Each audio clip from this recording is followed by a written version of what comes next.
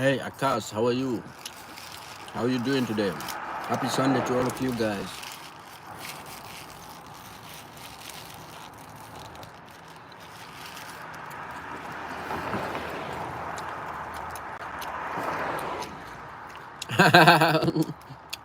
I'm still here. Where are you from?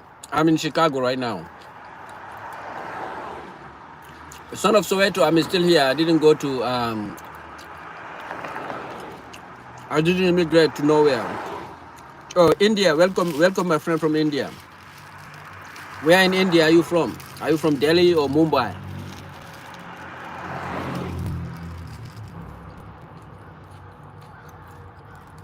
Akas, what's up? Bianca. Bianca XDDD. How you doing? No, I didn't meet a new lady. I was like, I was a little bit busy. I travel, you know. My company is forcing me to travel for work.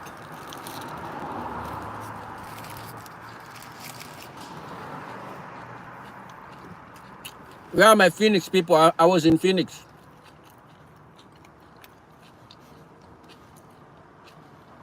I wanted to stream from Phoenix, but I couldn't do it. What's up, Big Mama? I'm gonna need you to do a backflip on my. Oh man, man is in the house, man. Welcome, man. Cheryl Fisher. What's up? How are you doing today? How is man? Hopefully you are enjoying your Sunday.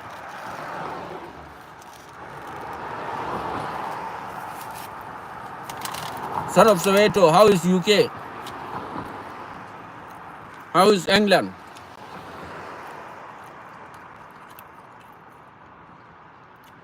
I think I stream in the middle of night one of these days. Like one of my stream, I stream in the middle of night, and I was talking to one of you guys, but you guys were not here, and I was saying that I would be a little bit absent. Even right now. Hi, bro. Hamza Wasi, welcome back. Anakin Skywalker, I love Cage Lion content. Thank you, my brother. Thank you, thank you. We love you. Thank you for the thumbs up, guy. Thank you for the thumbs up. How is your Sunday? Hey, son of Soweto, how are you? Hamza Warsi from Pakistan. I do remember you. Yes. Thumbs up number 3. Thank you very much.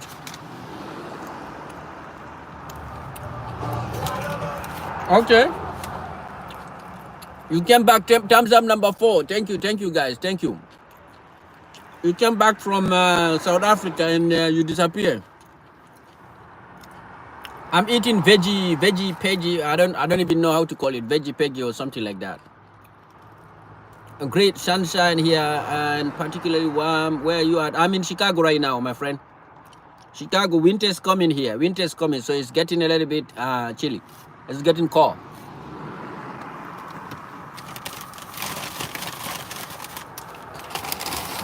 Thank you, thumbs up number 4. Thank you very much. Thank you. Yeah, appreciate it, man.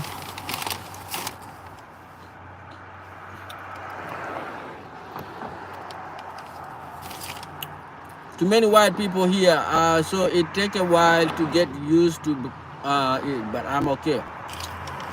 Oh, really?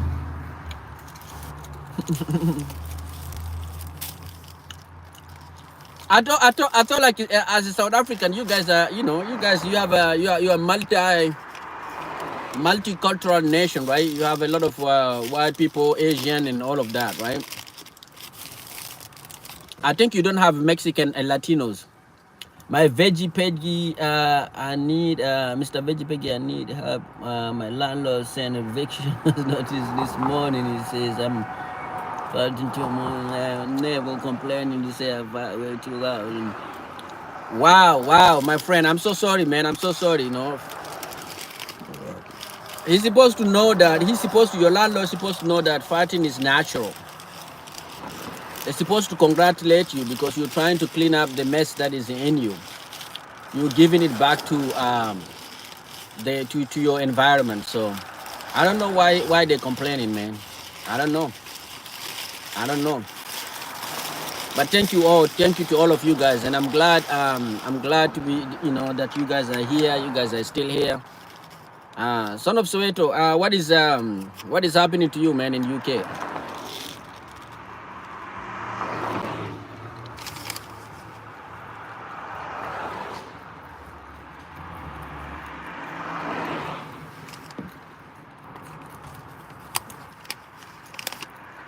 Yes, yes. Hamza Wasi, you need burger. Yes, I agree. Yes, yes, man. I'm gonna tell him that. Thank you. That was solid advice. Yes, yes. You need to tell him that. Yeah, man. Son of Soweto, I think you can. But how is the academia in your? How is? Do you find them? Do you find them accepting? Like, you know, the academia people. Like, you know, usually, I feel like you know, the in academia, you know, the professors and those people, you know, like they sometimes you can find them very, I don't know, anti-social, very not accepting, not easily accepting people, newcomers. But thank you for the thumbs up. Thumbs up. Am I eating you?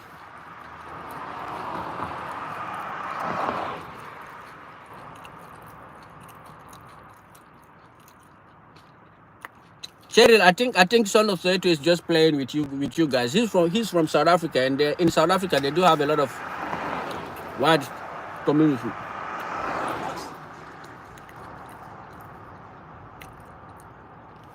Okay, then that's fine.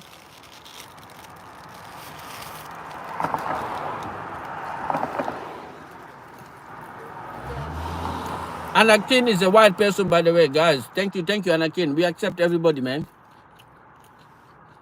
I think Son of Soweto is just playing you guys, man. He's not he's not like, you know, anti-social, anti-white community.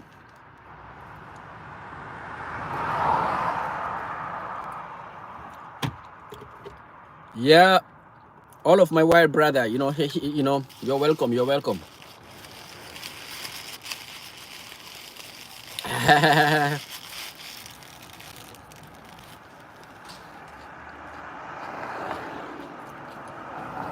We have black, white, Indian,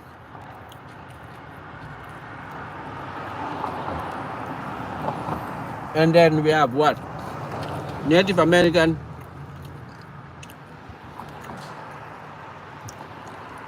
European American got similarities and differences. It get weird. Okay.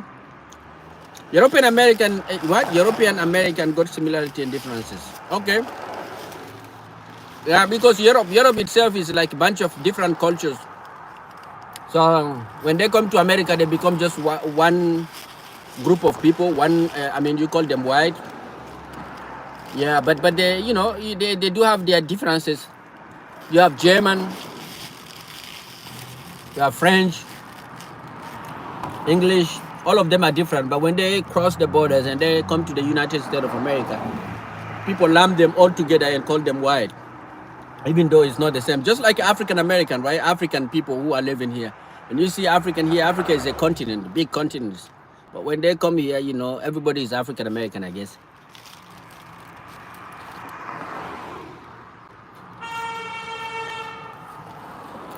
Angel said Jesus is coming back.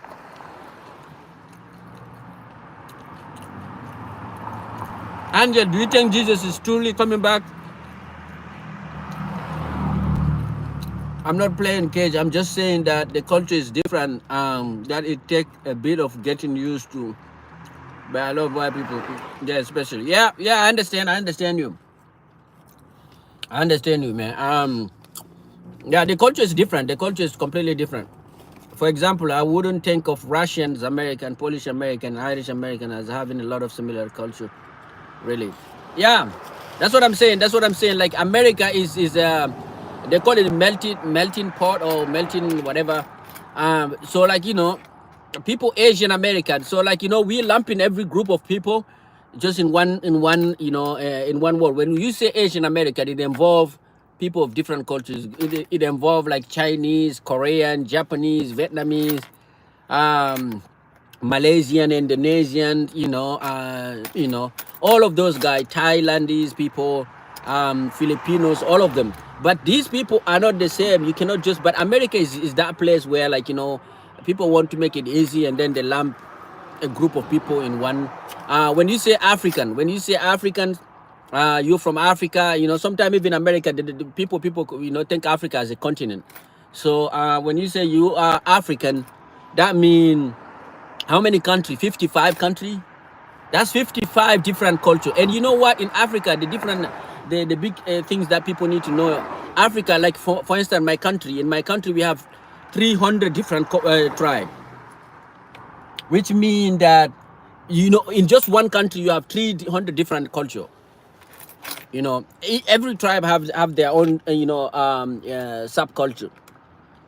So yeah, America is just like that. America is just a place where we lump everybody. It's truly coming back. I saw a dream. I found out years ago that I have South African or Indian in my heritage based on the color of my plate and gums.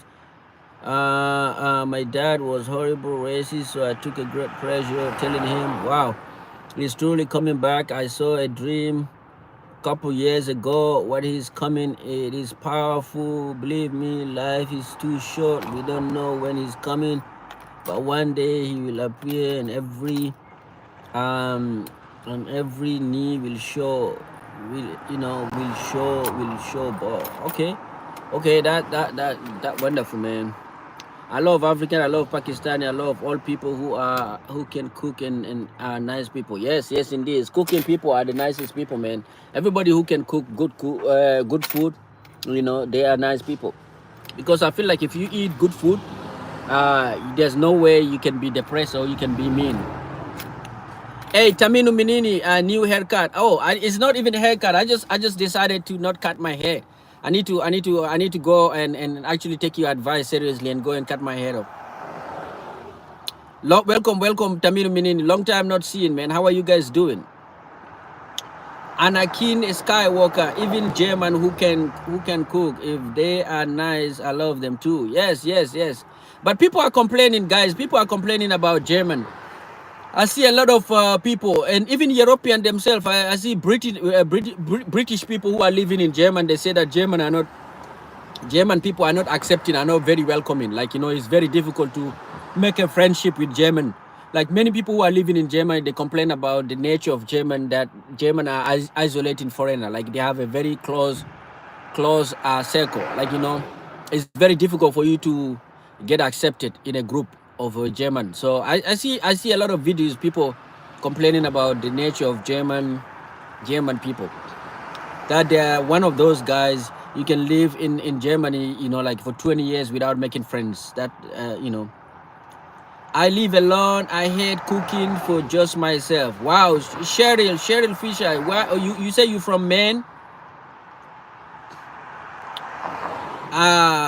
Even German. Anna Ken Skywalker, where are you from? They're asking.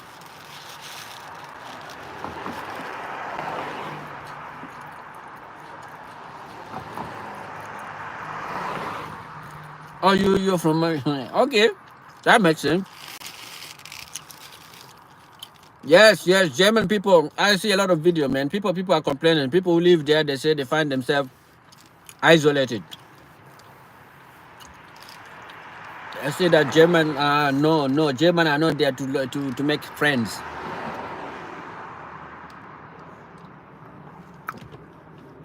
And therefore, like, you may live there 20 years, you just by yourself. The largest community in Germany is Turkish people. Turkish people from Turkey.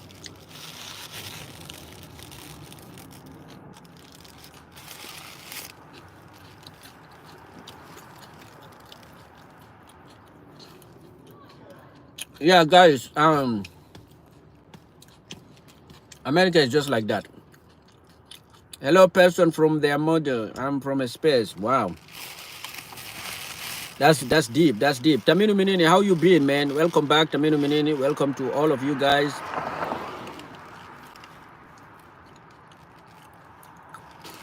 what is going on in this world? What is going on, guys? Since we've been missing, I've seen a lot of crazy things, man. Crazy things are happening.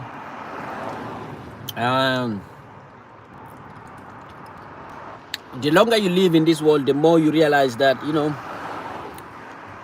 you need to stay away from trouble, man. You need to stay away from people. You need not to accept other people's culture, because by accepting other people's culture, you're accepting their trouble and their problems. Hello, person from there. I've been surviving, man. That's the most important thing, man, in this life. So survival. Leave. Don't allow the world to actually to kill you. Did you see the stuff between Libya and Nigeria? Yeah. I was watching some video. I was watching some TikTok videos, and they're saying that Libyan, you know, like a Nigerian player, got stuck in the airport for almost 24 hours, something like that. I'm hungry, but if I fart, I'm gonna lose my home, so I don't know what is safe to eat. I mean, you can eat anything. Hey, bro, what's up? How are you doing today? I'm doing wonderful, man. Ritwik Ponapa. I'm glad that I'm meeting all of my old friends, man. Everybody that I used to know are coming back, man. Thank you, all of you guys, man. This is a beautiful Sunday. What's up about to go and work? Have a good day. All right, Chris Black, thank you for coming, and thank you, and I wish you all the best, man. Chris is going, man. Guys, give him a thumbs up. Africa hate Nigeria, man. It's not about hate. I think I don't know, man. I don't think Africa hate Nigeria. I think you know, whenever you have a lot of people, right? Whenever you have a lot of people and you know, and your people, you know, your people will immigrate to other countries, and some people will not accept that. You will have all these big countries, they will have issue. China will have issue with Africa, with the whole war, and India will have issue, because you see what is happening in Canada right now.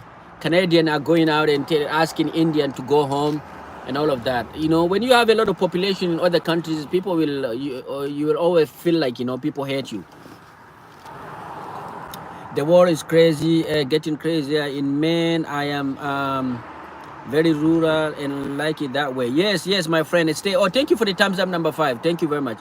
Yes, stay in your rural area, man. Do not get involved in trouble and leave the world. This world, I think we need to go back. You know, we need to go back and live just like, you know, in a closed circle. You know what I mean? You don't need to, you know, you don't need to like watch other people issue and trouble, and then take it and start, you know, suffering with those people. I don't know, but I feel like, you know, when you watch a lot of news, sometimes people sometimes you get depressed because of trouble that is not even in your immediate circle. You know, trouble that is like, you know, very far from you. So I think the secret is to actually stay away from all of these things. Give me the burrito, man. You can have it, man. You can have it. I'm trying to finish that burrito, but you can have it. See you, Christ. Yes, my friend Chero, man. You said Jesus Christ is coming back, and I believe you, man. What can he do when he come back? Look what is going on in this world. I mean, it's too much.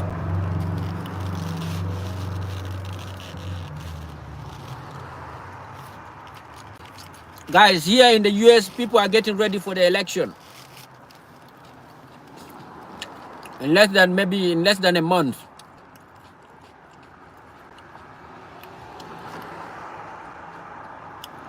Election is not very far from us. Some of you guys will be voting for Donald Trump, and some other people will be voting for Kamala Harris. Me myself, I stay home.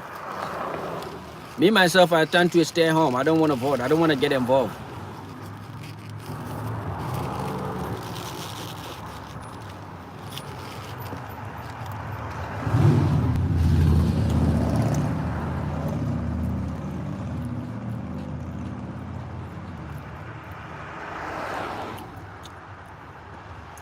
Everybody vote.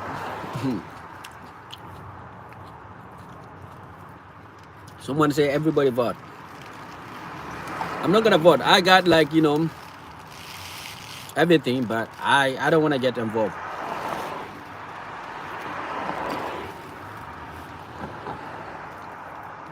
I just want to stay home. You know, this election is always about it's like a football game. You know, Champions League or NFL, Super Bowl.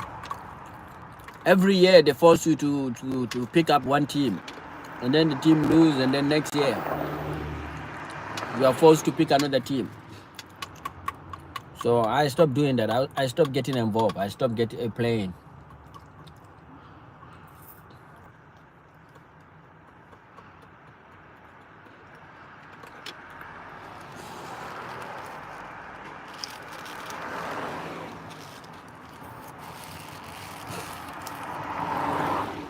Oh, you're more concerned about who ran the Federal Reserve? Why?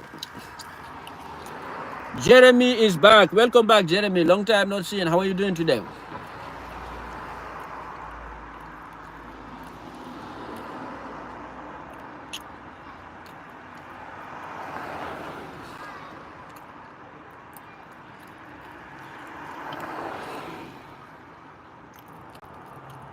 All right, wonderful, wonderful. Are you still homeschooling? I remember you told me that you study from home, right?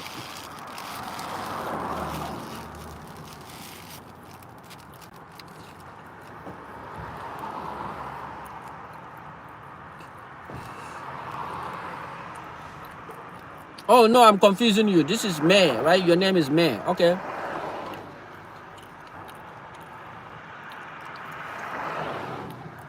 I think I'm confusing you with some other dude. Where is you now? I'm right now in Chicago, man. I'm in Chicago. Thank you for the thumbs up number 6, my friend. Thank you for the thumbs up number 6. It means a lot. Thumbs up number 6. Thank you. The American economy has chokehold on the global economy. It is sneezing. If it is sneezing, everybody get infected. Yeah. I see that. I see that point. I see that point. Thank you for the thumbs up number 7, my friend. Thank you very much. Thank you. Thank you.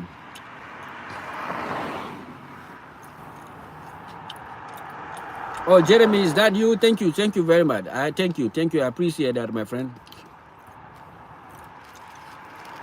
How is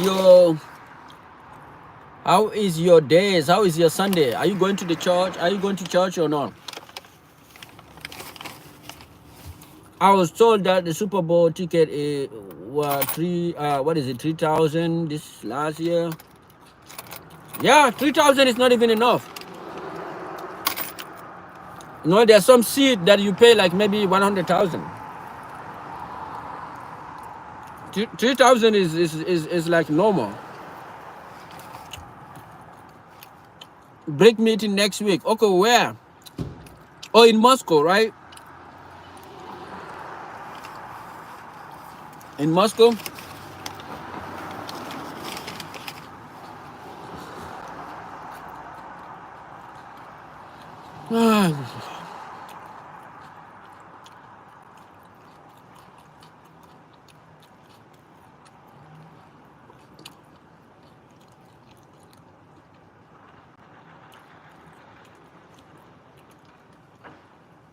Yes, in Russia, man. Putin is gonna, I don't know. Putin is gonna force the West to respect break. Xi Jinping.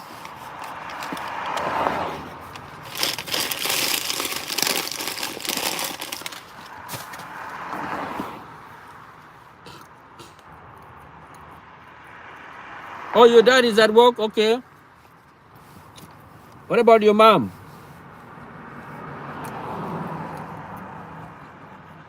Hopefully your mom is home.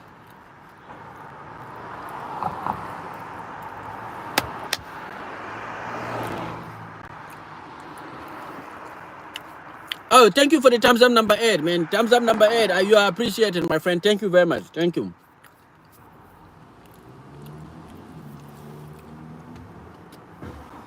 Somebody move in front of me. Let me move a little bit close to my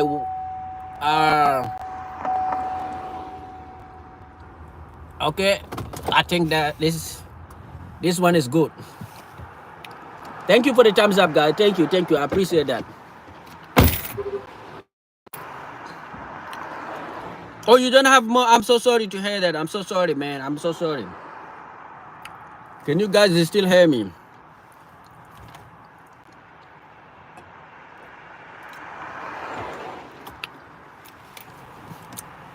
You don't have mom. I'm so sorry, man. I'm so sorry. I am so sorry.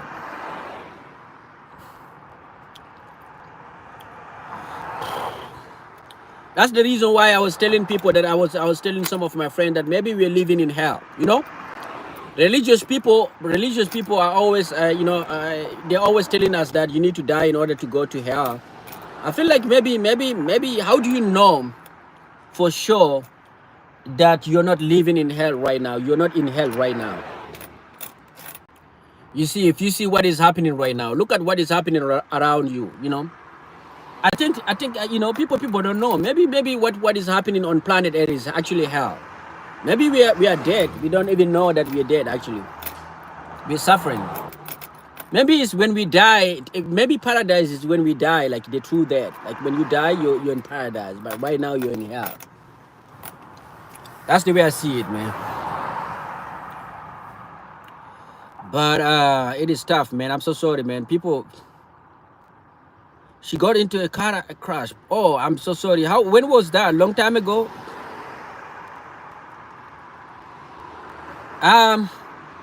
It's not. I don't know. I feel like this is just like. I feel like when people think, oh, they're waiting, oh, they need to do a good job so that they can go. Like if you see the life of some people, there's no way that you can actually. Some people actually decide to give up. Like people who unalive themselves, they decide to give up because the hell is too much. The suffering is too much. Last year, not long time ago. Wow, I'm so sorry. I'm really so sorry. Just be strong and everything will be fine, my friend. Everything will be fine. We here are your friend. We are your family. So if you need anything, don't ever hesitate to talk to us. Okay? We are your brothers. We are your sisters. We are your friends and everything that you need. My phone is 1%. Okay, all right. See you later. Okay, see you tomorrow later tonight, because I will be streaming later on. Yeah, Tamino Minini, if you see what is happening in the world, if you see like the thing that is happening and the way we are living right now, there's no, you don't even know. You think there's no other hell. For me, there's no other punishment worse than what people are going through right now. Like if you go to people in those Middle Eastern countries, the bombs that have been dropped on them, like this is the hell itself.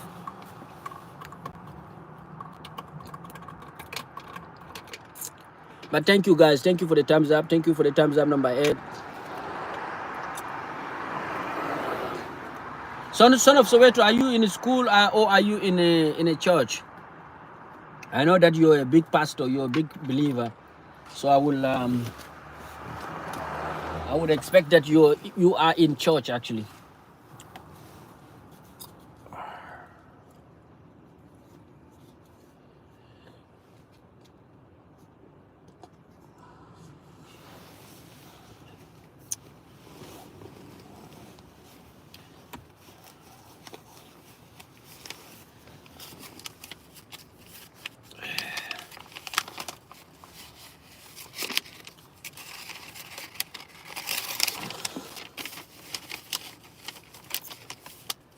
Yes, guys, I have an interview on Thursday or Friday, and I prepare my interview. You see the papers? This life sucks, man. You have to prepare. Look at this shit. I have to read all of that. From now, I have to be able to remember all of this shit, so that when I go to my interview, I will be able to answer some of these sucking He's not pastor, but he's kind of pastor. He's a very religious person. He's a very religious person. So,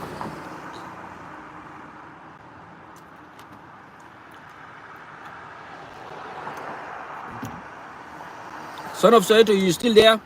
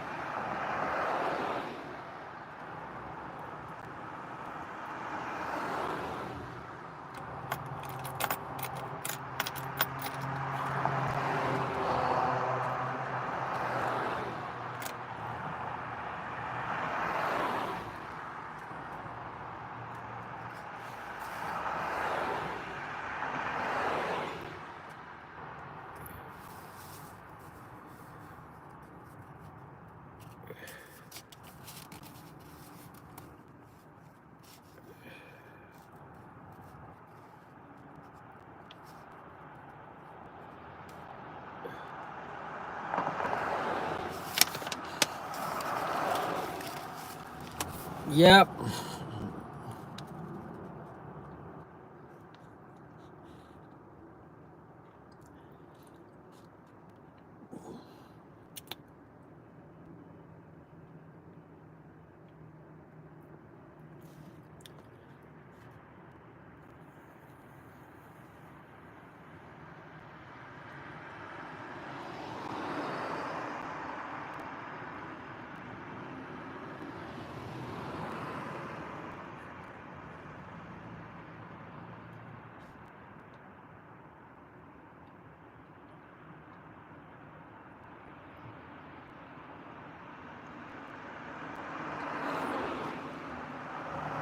In everything they do, I am very good at planning and always ensure both my own and my team tasks were planned out the week before. I'm also good at managing stress, identify within team members. Always remain calm in difficult situation. I can then focus so that I can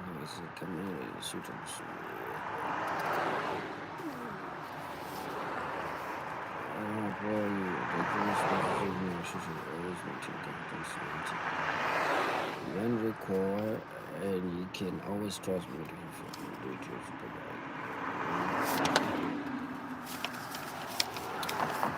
What do you do usually? When do you usually stream? I do usually, this is the right, I usually stream around this time, but you can, my stream is not even like sometimes I do it even in the midnight, like it just depends on like if I'm free, like if I take my PTO, if I have like time off, like if I'm free, like I can stream anytime, so don't be surprised. But my normal stream time is around this time, I don't know where you are. I think you're from Maine, right? What time is it right now in your area? I usually stream around 11 a.m. to 1:30 p.m.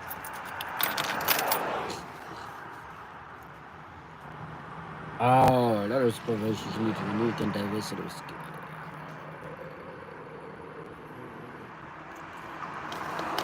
My brother Cherry to say that Jesus is coming back. Jesus is coming 1 p.m. here in Maine. Okay, so there's 1 hour difference between us. So that means I usually start streaming around 11 a.m.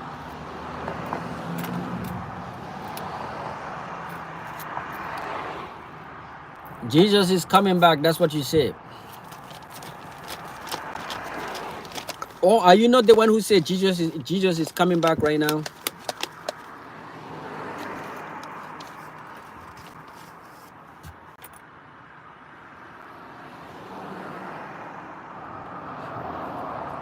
It is. Yeah, Jesus. Man, are you a pastor? Some of you guys are pastors, right? That guy from UK, I think he's a pastor. His name is Son of Soweto. I think he's he doesn't want to tell us who he is, but I feel like he's a pastor. The way he always talk to us, I feel like he's a pastor. He's a pastor.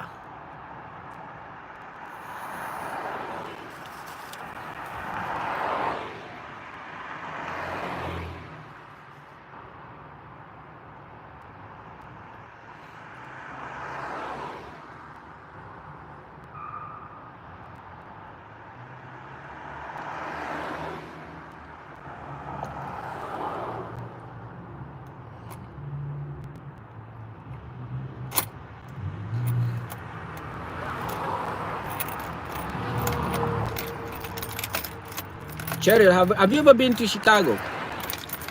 If you've never been to Chicago, you need to come. This is the right time before it gets windy.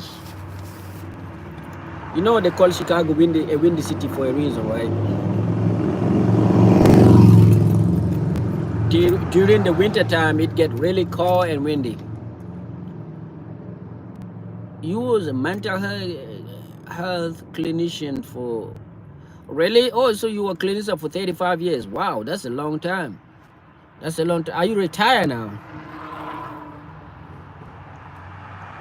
Also, you spend all of your time, all of your time in Maine. You never went out. Like you never live outside of the state.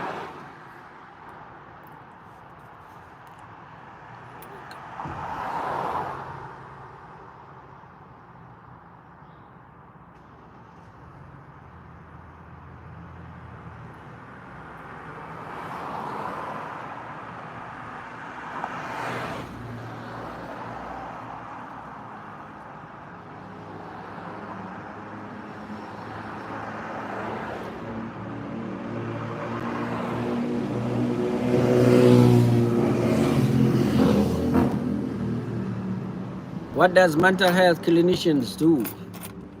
Yes, partially retired, blessed at 57. Man, yeah. The most important thing is to recognize that you are a blessed individual. You are blessed. That's the most important thing, my friend. You need to know that. You need to acknowledge that you are a blessed person. What does mental health clinicians do? Clinicians. This question, Cheryl is the right person to answer that question. Mental health clinicians. I think they work with how do I say, people who are depressed, stressed. As psychologists, yeah, people who are depressed, stressed, like issue that is like diseases. How do you call those kind of diseases? Diseases that you do not see, that do not have a that you do not see like a molecular pathology. You know what I mean? Like there's certain diseases that it's just like you can examine the patient, you can do whatever you want to do. You never see anything that is wrong with them, but they're still suffering. So those are the kind of diseases, but mentally, those are the kind of diseases that psychologists do, right? Fancy name. Yeah, it can be a fancy name. In Africa, people don't recognize that, but I feel like, I feel like mental health expressed in DNA, correct. Yeah, I mean, Mental health is real, right? People don't believe it, but I think is real because some people can unalive themselves. How do you, like, imagine those people who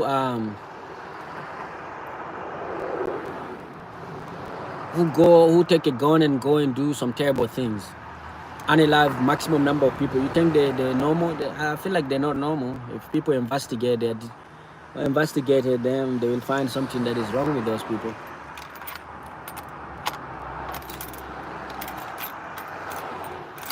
Yeah, but also certain mental health diseases, mental health disease trouble is actually due to lack of diverse experience. That's the way I see it. Like, some certain depression, some depression is just a result of people not being exposed to a lot of things. When was the last time you did class A drugs? I don't remember. I never did that. I never did that. Good point. Yes, I never did that. Brato 87, class A drugs. I don't know. I don't know. I really don't know, man.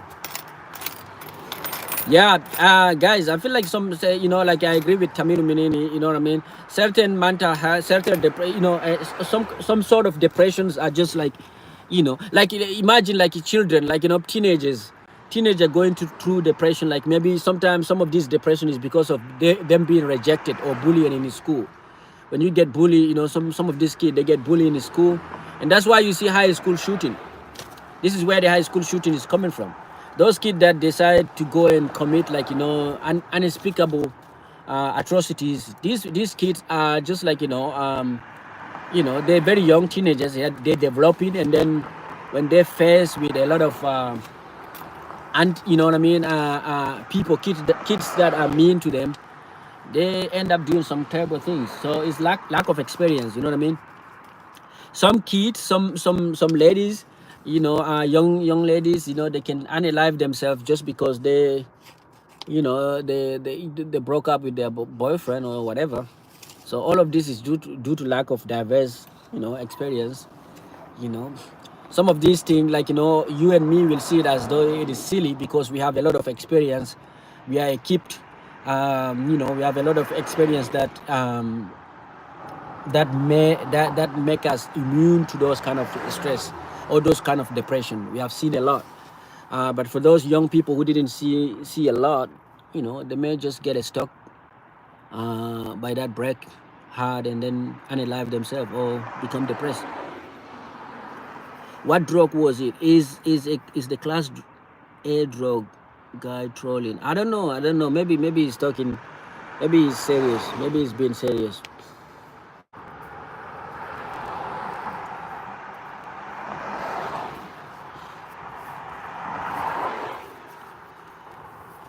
Yeah, guys, everything is possible, man. Yo, Chair, what do you think of ADHD, man? Majority of my co-workers, they do have like medication. They're using medication for ADHD, and a lot of people that I work with are telling me that if I go to a doctor's, it's easy that the doctor can give me, they will diagnose me with ADHD. Like, it look like everybody who want it will get it. And some people are using those ADHD medication, especially undergrad kids. They're using it to actually to do exam. They're selling them in school, in college, because it look like those ADHD medication give you, like, make your brain a little bit more focused. So, like, especially if you're taking, like, board exam like MCAT, when I get a lot of my friends who are trying to get into medical school, some of them are just going there and just, they know the symptoms of the ADHD. They just go there and then regurgitate that symptoms to a doctor, and then the doctor prescribe that medication, and they use that medication to pass their exam, because it seemed as though that medication, the ADHD medication, is very good in allowing people to focus and memorize a lot of material. So they're using it in the school. And some people, what they do, some kids even some kids even don't need to go to a doctor. They just buying it from other kids that already uh, that were already diagnosed as people who are having ADHD and are taking medication. So yeah, ADHD medication. Yeah, and it is easy. Like if you go here in the US, it's easy. A lot of my when I was in school, a lot of kids are telling me that if I need it, I can just go. Like I can just go there. They give you symptoms, the key word that you need to tell the doctors, and then the doctor will prescribe, because those medication, those thing is they're like psychological things that we're talking about. There's no diagnosis. There's no things. The diagnosis is just clinical. Like you're just talking. Do they have side effect? I believe they do have side effect. Every drug that you take, everything that you take for a while, it become like you become addicted to it.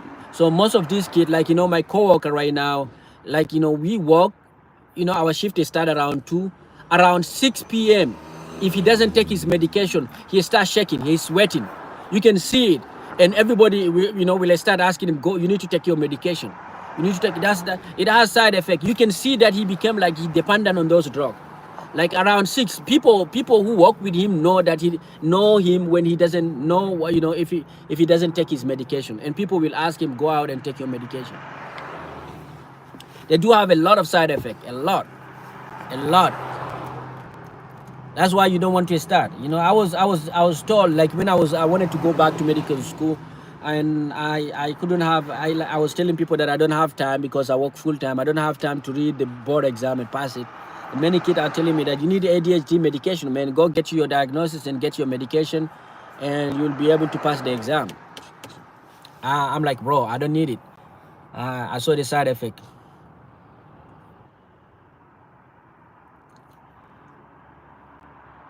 Homeschooling during COVID because parents didn't want to deal with the situation. Yeah. Parents are diagnosis. Parents are the reason. Are actually the one who are forcing their kid to get the medication. To get the medication, especially I'm telling you a student. If you know a student, undergrad, go to undergrad. All of them, they're hiding it. They actually supplying issue.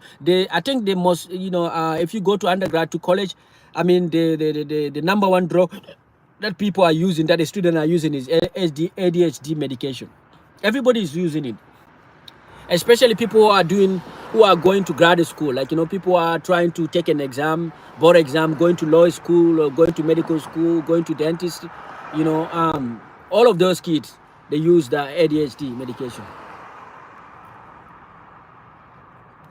It's not more expensive. It's just like he's saying, like Chero is saying that they overdiagnosing people with those medication, and now they're running out of shortage. There's shortage of those medication. But in a college, like if you go to college, they're selling it like this is not a doctor. They're selling it like behind the door. So like the man, it is like it's like selling weed in a state where weed is not allowed. You know what I mean? Like so it may be a little bit expensive in a college, because if you're not diagnosed. But some people, what they're doing. Some people go to Mexico. I have some of my friends who are living in Phoenix. And they drive to a city called Puerto Penasco, Rocky Point in Mexico. That city is just made for American tourism, and that city is all medication, all pharmaceutical. And in that city in Mexico, you don't need to have a prescription. You don't need to have a doctor prescription in order to get the medication. So you can get any medication. You can get ADHD, anything that you want.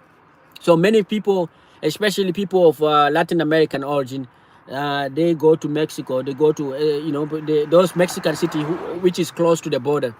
Also around in Yuma, Arizona, which is close to San Diego. San Diego is like 20 minutes.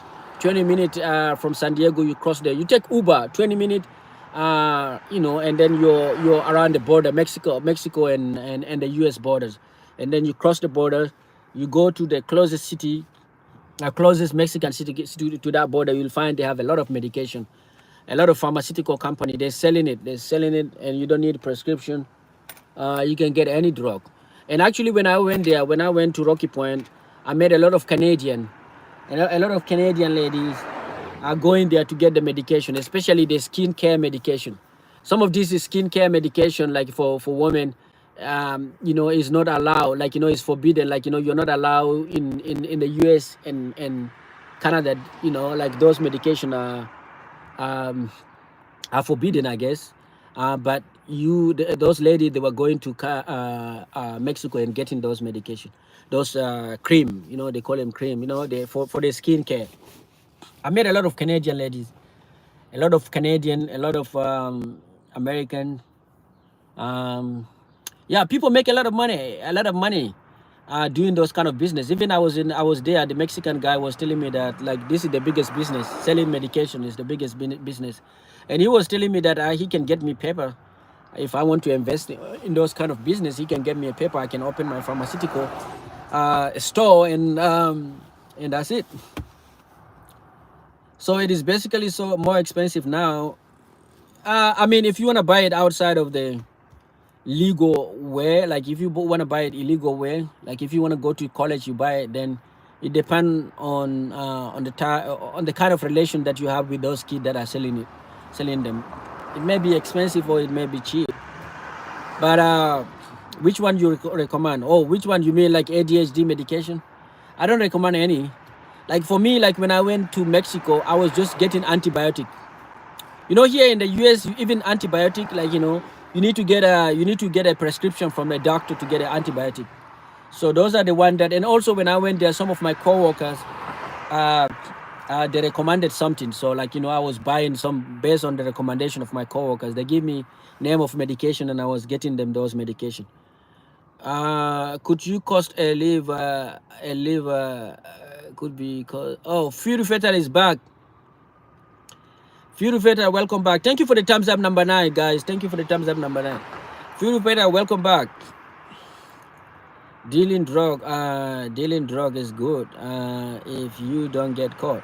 Yes, and when you know when you're crossing American borders, when you're going out of the USA, there's no trouble at all. When you're coming back from Mexico to the USA, this is where the trouble, man. Around the border, they can check your car, especially for us, because they know many people are trafficking drugs. So like they will open everywhere. Especially if you do any movement that you do around the border, Mexico, the US-Mexico borders, they will interpret that movement as though you're panicking. That means you have something that you're worried. That means it will take you maybe 1 hour before they let you go. They will check your car. They will check everything, everywhere. They try to open everything, you know. So you need to go there. When you're around the borders, you need to be normal. But when you're getting out of the USA, it's easy peasy. They don't even care. They act like they didn't see you. Now when you're trying to come back, okay, this is where the trouble is. This is where the trouble is.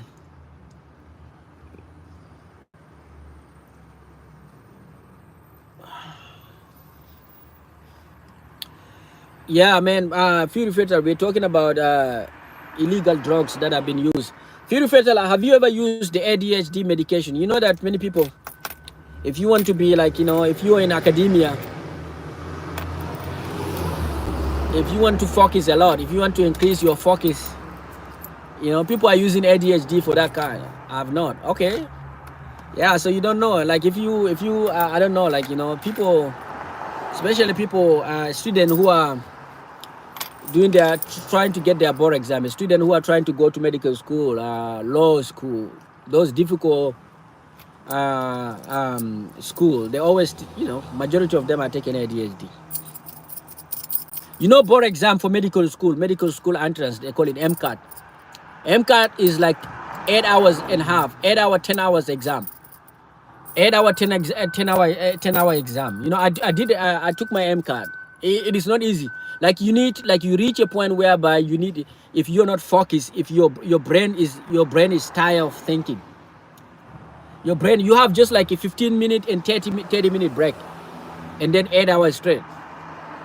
So, majority of children, majority of people who are taking those MCAT or board exam, what they do is that, like, you know, they take those medication. You know, when I was about to take my exam, many people were recommending that I need to go get those ADHD, you know. And majority of those people, they know the symptoms, they know the keyword that when they are in front of a doctor, they're just gonna say, oh, doctors, I'm like that, I'm that. Those are the keyword, those are the symptoms. When they say that kind of word, the doctor will prescribe the medication. Yes, we have Canadian border here too. Oh, okay.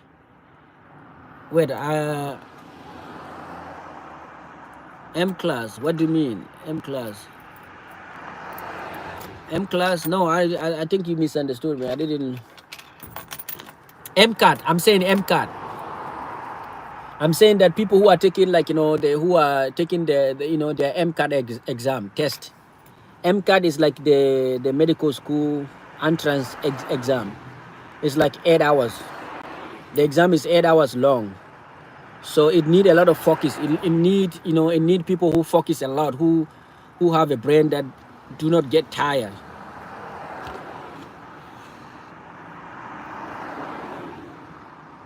Probably why I am the way I am, unfortunately. Oh, you know your ADHD? Okay, I didn't know that. Okay, I didn't know that. Many people, many of my colleagues, co-workers, they told me that I'm ADHD. They say that if I go there, I don't even need to lie. The doctor will diagnose me as a. They will give me they will diagnose me with ADHD, and then I will get those medications. I was like, bro, I don't know. I don't need those medications.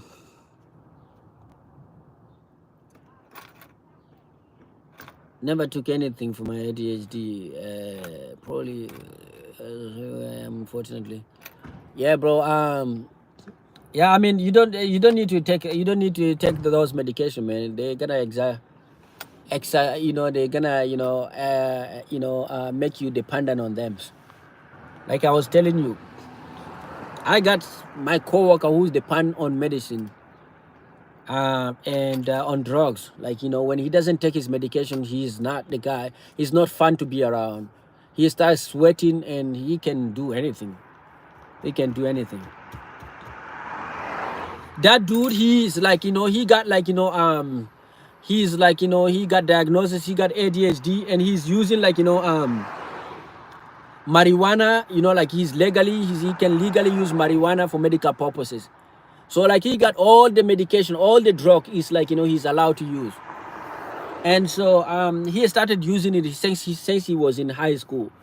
And so now his body is like totally dependent on marijuana for survival.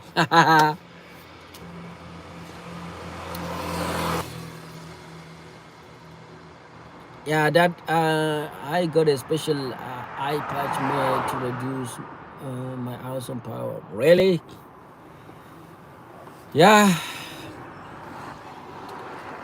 No, I don't like taking medication, and for you know, for me, I don't even like taking you know, coffee and teas.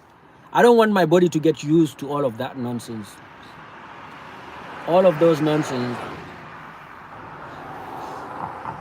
That's why most of my tea, I use, you know, tea free, like caffeine free teas. That's what I drink.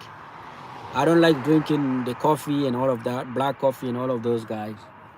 Once you become addicted, it becomes very difficult for you to let it go. If he's sweating, he not use med as prescribed and probably withdraw. Yeah, no, he's like he's been using medication for so long that right now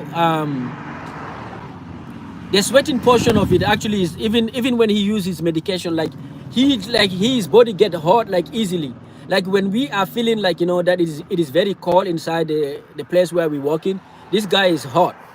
You know, when everybody is complaining that, oh, this is very cold, and he's hot, he's sweating. You know, and the medication part is like when, you know, when he doesn't take it, he's like, you know, he's crazy. He's crazy. He behave like unpredictable. He can do anything, and his work is not gonna be good work. You know, it's not gonna be a good work. Yeah. So that's the reason. And also we have people who are taking who are addicted to coffee. You know, my coworker who are addicted to coffee. They too, when they don't have their coffee, I have a lot of young ladies. If they don't take their coffees, you don't want to be around them. One of them, actually, one of my coworkers, she's telling me that because she's so addicted to coffee, like if her boyfriend get up, he need to make like, if he want to his day to be, he want to have a good day, a good relation with her, like before she even get up, the guy has to go and get her, get the coffee. Like, he know her attitude, he know the way she is, that if she doesn't get her coffee, the day is like, their day is like, it's gonna be terrible. So that, he get up early in the morning. Before she get up, he already got the coffee, the black coffee. That's how she is. She's telling me that, my boyfriend know the rhythm, that before I even get up off the bed, he already like, have my coffee, and the coffee is just right here, close to my bed, and I have to get that coffee if I want my day to be good. So some people, addiction, people focus on weed and some of this hard drug, but addiction is even in coffee. I wouldn't mind sweating like hobo on a sunny day and change performing my better at work and in exams. Yeah. Sometimes folk like to get their friend to get prescription for med, and then will use their friend for the drugs. Yeah. So for me, I think like, coffee can be, you can be addicted to coffee without knowing. Like I've seen a lot. That's why me, I'm not like, I'm not dependent on anything. I'm only dependent on food, good food. I'm addicted to food. My addiction is to food, not to any tea or coffee and stuff like that. Because the reason why you start drinking coffee is because, you're doing something wrong. That's the way I see it. The reason why people need this stimulant in order to survive is because your body, pain is just like, your body telling you there's something wrong in you. And the reason why drugs are not good is because drug will numb the pain, and so you don't know whether something is wrong or it's not wrong. Like the reason why people, like a sport, drugs are banned in a sport is because drug will allow you to go like, above your limit, and in doing so, you're destroying yourself. So I feel like, coffee, like if you feel like, the reason why people take coffee in the morning is because people are not satisfied. You're supposed to sleep at least like 8-9 hours. And so many people are not able to get those 8-9 hours. They're forcing themselves to get up. And in order to do so, they need a coffee so that can make them open their eyes. And that's why people are having heart attack. Because when you keep doing that, it's like you're overrunning your engine. Your engine is like, the car that you're forcing your car to do what it wasn't supposed to do. So like most of these things is actually we're doing them not because you need food to live. I agree with you. You need food to live. You need food to live. But food also can become you can become addicted to food, and it become poison, like obesity and all of that. People become addicted, and then once you reach a point, you just keep going. You keep eating, and you keep getting bigger and bigger and bigger and bigger until you explode. But again, coffee, tea, so that you can stay awake, is because you are actually forcing your body to do something that is abnormal. And nowadays you're forced to sleep 4 hours, 5 hours, and you want to get up early so that you can go to work. Your body is telling you that it's not enough for me, I need to sleep more. Because all of this hormone, like you have them innately, you have them in your body. All of those things, your body has everything. If you allow your body to work normally, like if you give your body what it needs, it can do everything. It can give you the excitation, or the excitation hormone are called enkephalin and endorphin. Enkephalin and endorphin, those are the hormones that make you happy hormone. And those are the ones that people who use drug get. Like when you use drug, your body start your body is diminished its production, of those hormones. So if I gotta drink something for energy, I just use 5-hour energy. I don't know if it is okay for us, but it is mostly vitamin. Yeah, even those one, I don't trust them. They have they say no sugar, but it has a lot of sugar. It's like it's terrible. For me, I think the best drink is actually water. You eat good food, natural food, and you drink good water, and then you actually you sleep very well. That's the medication. And you exercise. That's it. And then if you want to drink juice, like you do natural juice, like, the, organic things that orange juice, not the one that they manufactures. Yeah. Not the one that is manufactured. Huh? Any chance you can move up a little bit? Because I'm behind the toll zone back, or like my end of it. Okay. Let me try to see if I can move up. I'm a little worried about it. Oh, okay, cool.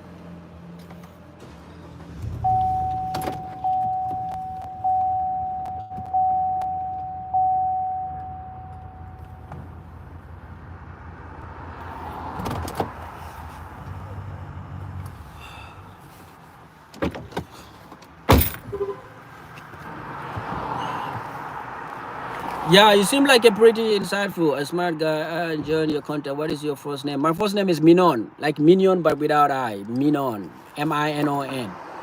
What is going on? No, I'm just moving my car. Oh, thank you very much. Thank you. Have a good day, man. No, he's like, Chicago. He's like he parked behind me, but it looked like, he's like part of his car is like, parked in a non-authorized or unauthorized parking area. So he wanted me to move forward a little bit so that he can get a space. He can park all of his car within the the area that is allowed to park. So he was a little bit worried, but we help each other. Yeah, guys, the best drink, you get you some natural drink, man. Get you some natural drink, and then your number one drink is supposed to be water. And then if you want your energy need that. Allow your body to do what it's supposed to be doing. Just eat normally, eat good food, and then sleep until like you had enough. Sleep until your body say, okay, it's time for me to get up. That's the reason that you go, like we are part of the animal kingdom. Go in the bushes and see what the animal are doing. They sleep until they get tired of sleeping, and then they get up. When you get up, when you sleep enough, and you eat enough, when you sleep, you get up, you already automatically, your body will generate everything that you need throughout the days. Your body will generate, clean your brain, clean all of the toxicity that in your brain, clean all of the toxicity that in your bodies. And then your body will produce new element, new happy hormone for you to live, to spend for the rest of the day until you get tired. So, but if you don't do that, if you don't allow your body to get enough of rest, then you need extra thing. You need caffeine, you need alcohol, you need all of those guys. This is kind of a co-worker. He's a co-worker. I'm in front of my company, like the place where I work. So he's a co-worker. We're parking on the side of the road. But, you can get a ticket here in Chicago.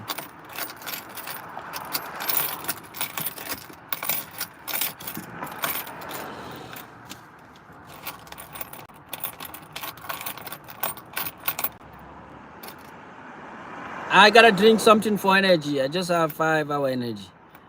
Bro, just use 5-hour energy, man. And you need to stay from those energy, man. You need to stay away from those energy. Yeah, just know that the most important thing in this life is your body. Your body is the most important thing. It's not your work.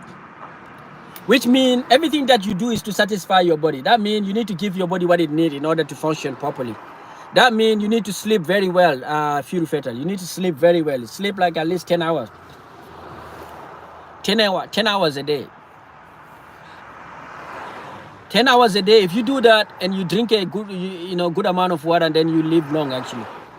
You will not have heart attack. But if you keep drinking, energy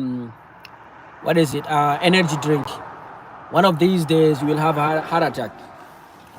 All of the heart diseases is coming from those energy drinks. I'm into biotechnology, man. Biotechnology. I'm into working into, I do something called sequencing, DNA and RNA sequencing. That's what I do. That's what I pretty much do every day.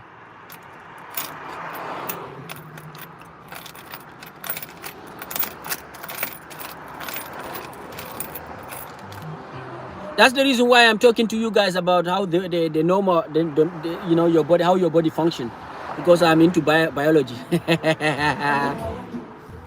I'm into biology and medicine. So I'm telling you, the best way to do it is not to drink coffee. The best way to do it is to allow your body to sleep, to get enough sleep. I know that many people are distracted, me included. You know, when you go to bed, sometimes you spend like 2 hours on your phone. All of it is distraction, and so when you do that, and then you need to get up also early. Some people are getting 4 hours sleep in the night. Some people are getting 5 hours sleep in the night, and they want their body to function normally. It's not gonna function normally. It's just like your laptop, right? If you open your laptop or your computer for a long time without shutting it down, it's not gonna function very well. It's gonna function until it's gonna die very early. If you want your laptop to function very well, you always when you finish doing what you're supposed to be doing, you need to shut it down. Your body works in a similar fashion. Your body also needs you to shut it down, and it needs you to shut it down for at least 9-10 hours, 8 hours, 9 hours, 10 hours.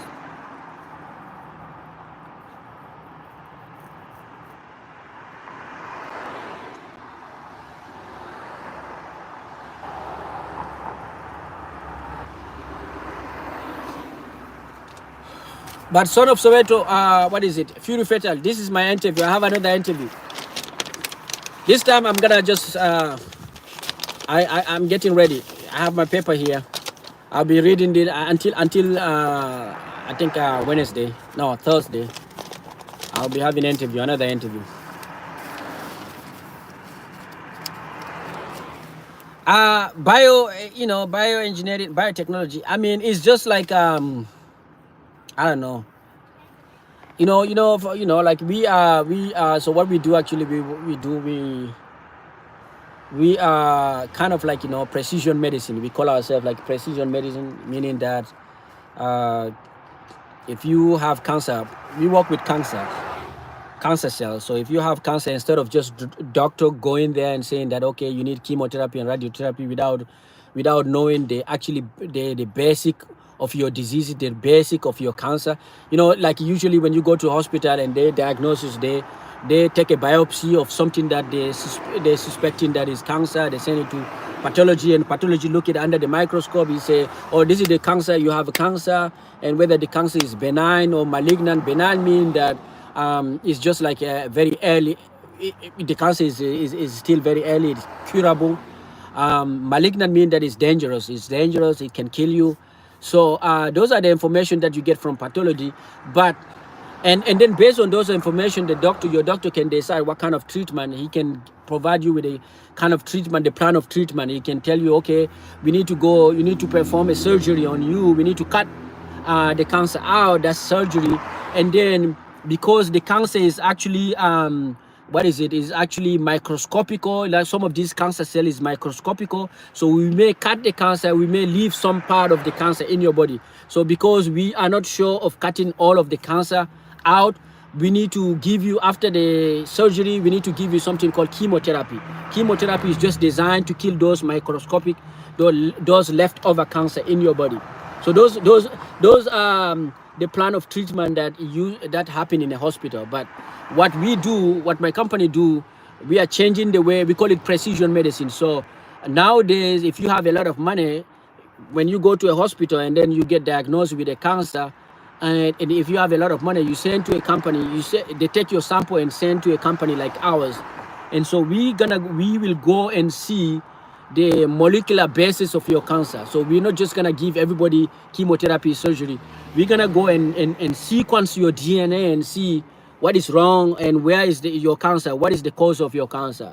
Sometimes it's mutation, and what kind of mutation? Is it deletion? Is it something, your base in your DNA that is deleted, that is out, or that is something that is replaced, or all of that, all of those kind of mutation. We will be able to diagnose that. We will be able to tell you what kind of treatment that will work in your case. So like it's precision. So we are very precise. We make it a little bit more precise. We make it, the treatment now is becoming more individual basis, instead of just like everybody who got squamous cell carcinoma. If you know, this is a type of carcinoma. Everybody who got squamous cell carcinoma, when you go to a hospital, they give you guys the same quality of treatment, the same type of treatment, surgery, chemotherapy. If you are like advanced stage, you are in advanced stage, they give you radiotherapy. Nowadays, we have to see, the treatment is gonna be based on it's like individually, like we see the base of your cancer, and then we recommend a treatment that will work for you. So our company is just like, we just like it. This is where medicine is going. This is where hospital where doctor where medicine is going. Everything, like, 50 years from now, everything will be individualized. Everything, everybody will be, actually, we can actually, some people are actually getting their DNA sequence in order to see if they have, like, if they will have, like, to prevent themselves from getting cancer. So, like, you can, we're trying to, okay, I've read about that kind of things, like med to stimulate the person's immune system. Okay. Yeah, immune system. Yeah, your immune system to fight cancer. Yeah, that one is easy too. Yeah, so biotech and pharmaceutical company. Our company is just working on this thing. It's a molecular biology, meaning we're looking at the molecular level.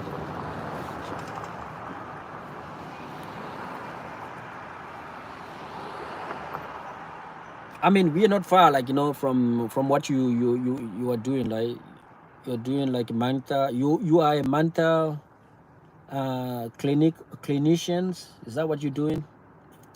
Mental clinicians. Okay.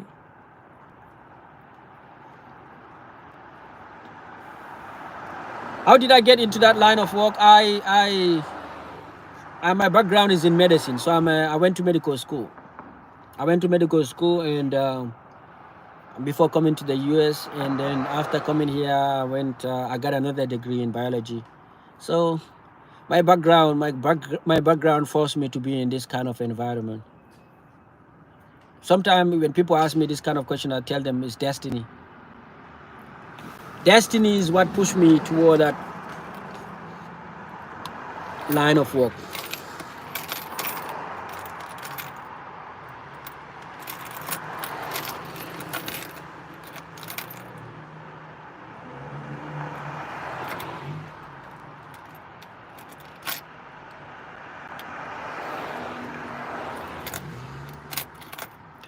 Everybody's going. It's Sunday, man. People are working even in Sunday. Am I smart? I don't think. Yeah. Smart is just is relative for me. Like, everybody is smart in a thing that they spend a lot of time doing. Like, some people are street smart. Like, you may be like a book smart, but you're not gonna be street smart. Like, some people who are naturally, some people are socially smart. Like, some people are, most of these guys who are book smart, they lack they lack something, and they don't know how to build a relationship. And then there are other people who are not book smart, but they're very good at building a relationship. You know what I mean? So in this life, you never a winner. You never, like, you cannot have it all. If you're book smart, then you lag in some areas. If you're not book smart, if you are street smart, then the social smart is the king. I agree with you. People who are social smart, they're the king, because they can survive any environment, man. They actually know the science of human. They know how to get human. They know how to get something from human. They know how to build relations. Those are the most successful people. Those are the book smart people. Book smart people. Their appreciation depend on what they do. What they do. Like, if if you're not good at what you're doing, people are not gonna recognize you. But people who are socially smart, yeah, people who are socially smart, they can survive anywhere. I know a guy, like, back in the days. A guy is a young guy. This guy is socially smart. This guy, everywhere he go, like, he can come here. He build a relationship even with the president. Like, I was living in Egypt. Like this guy, you know, he came there, like all of the embassy, all African embassies know him. Like he have a relation. He just like, you know, you don't know how he does that. And everybody love him. Everybody want to be around him. All of those big people, embassy, general in Egypt, all of them know him. Like some of these diplomat, when they want something from other diplomat, some of them are using him. Like, you know, they send him. He's the one he's the linking portion. Like he's a Cameroonian. He got a good relation with the Equatorial Guinean embassy and some Senegalese embassy. Sometimes, like, you know, our embassy, like when they need something from other embassy, he's the one that they send. Like, you know, he's the one that they send over there because he's like very accepted by everybody, you know, and he know how to do it. He just like jump into your life without you knowing. Before you know, he's already in there.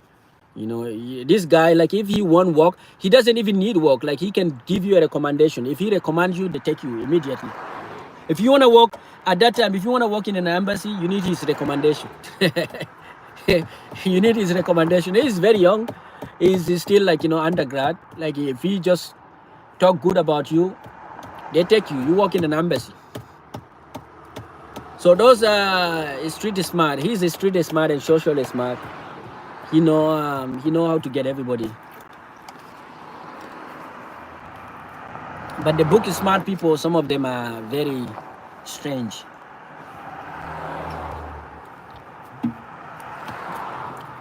So guys, the best smartness is to be socially smart. Socially smart people, they go very far. I see Donald Trump. I see him as though he's a person who is socially smart. He's a socially smart. The thing that Donald Trump can get away with, does he have connection with Nigeria? He has. I left him in. No, he's in. I left him in Egypt. He used to live in Egypt. He's a Cameroonian who live in Egypt. And he's a student. He used to be a student like me, but I'm telling you, he got all of the African diplomats know him. Everybody know him.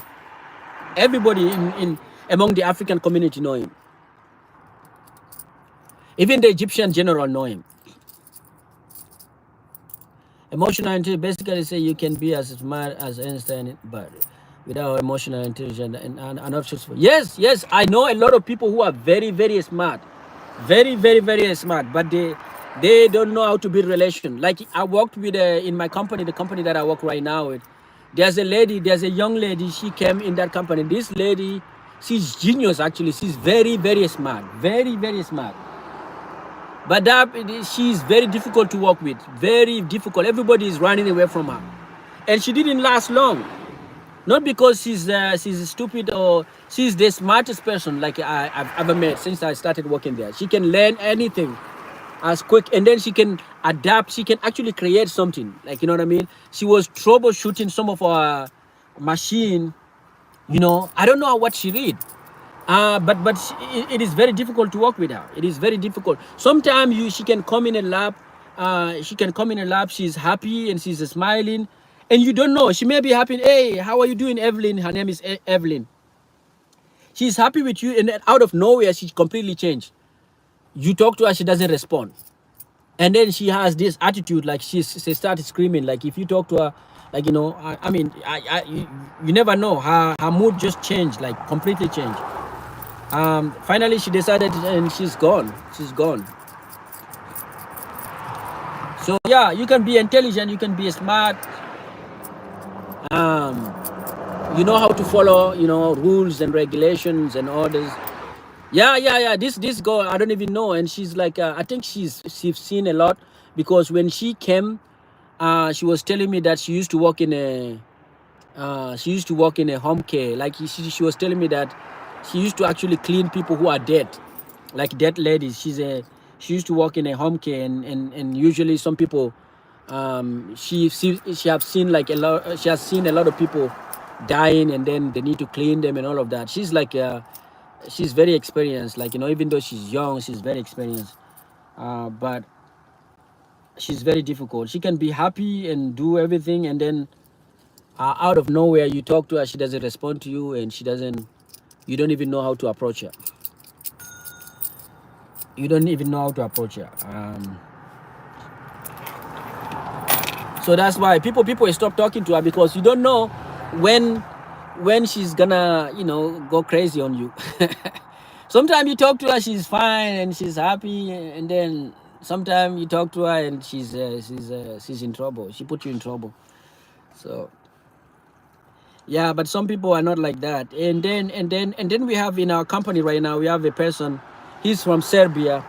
And he's also that type, socially smart. He can, like, he has managers. Like, if he says something, even managers want to be friend with him. He's a Serbian dude. But even managers, everybody want to be friend with him. There are people like that, and he's not the smartest man, but he know how to. He's very good at building relationships. So, but again, emotional intelligence is the best, guy. The book, actually, you just need to pass exam, or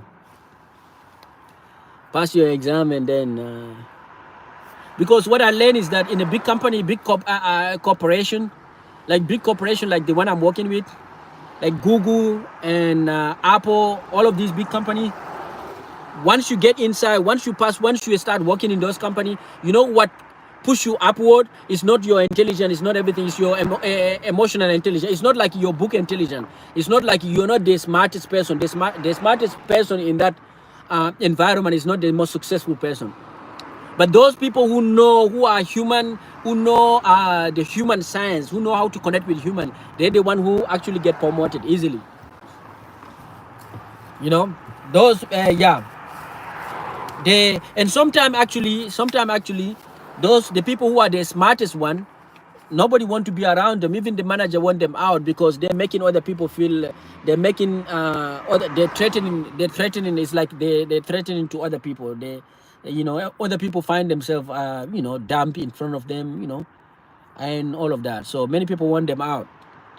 So if you want to succeed, you need to have emotional intelligence in American corporation, in any corporation, actually, any big company. Once you get in, first you need to get in. Once you get in, that's it. Your promotion will depend on how many people you know. See, Papi, what's up, Papi? How are you doing today?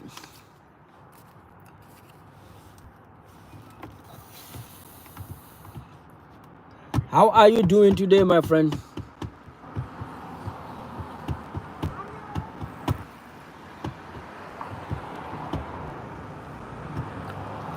We have thumbs up number 9. Thank you. I didn't see you, but thank you.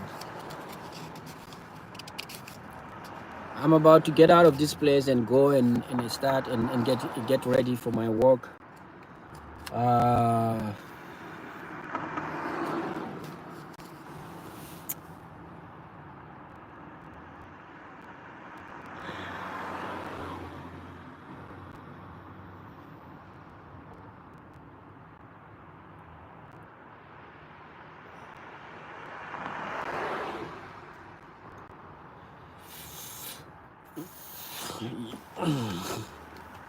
Yes, guys, I gotta go. Do you work now? I do from 2 p.m. To 12:30.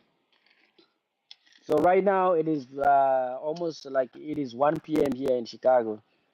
My shift is start around 2 p.m. and it end around 12:30 in the morning. So that's 10 hours.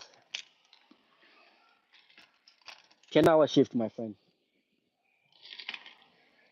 10-hour shift.